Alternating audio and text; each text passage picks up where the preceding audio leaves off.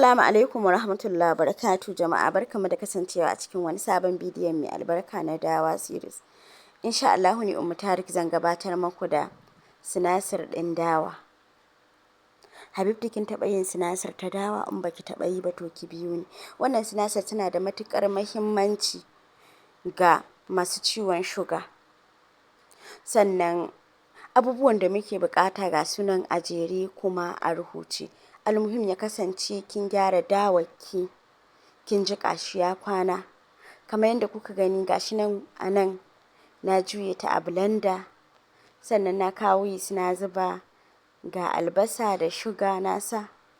To za mu zuba ruwa kaɗan, ina markaɗawa ne da kaɗan kamar yadda kuka gani.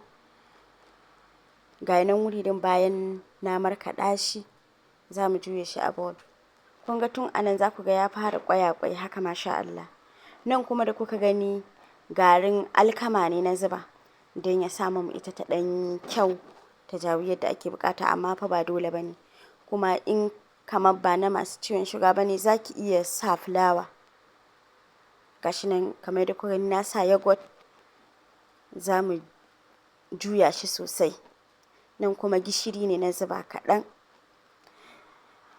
Sannan in kamar na masu shuga ne ba dole ba ne sai kin sanya yake da suna shuga. Za ki iya sa gishiri kaɗan haka. Kun gan shi gashi na rufe shi bayan awa guda, kun ga yadda ya taso masha Allah. Saboda dama dawan ta tsumu sosai ta kwana.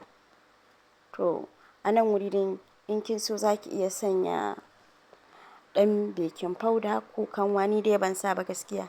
Saboda na sa yogurt wadatacce. Za ki ɗan shafa mai ga fry pan sai ki zo ki zuba wannan bata ɗin naki. Ki ɗan rufe na sakanni kamar yadda kuka gani.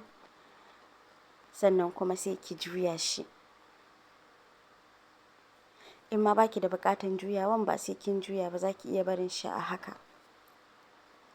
Ga nan za mu yi na biyu, haka za ki ta yi hatta ki gama. Da fatan wannan bidiyo yana ƙayatar da ku. Da fatan za ku yi ƙoƙari ku je ku yi mamu comment da like da kuma subscribe ga wanda ba su yi ba. Ina godiya.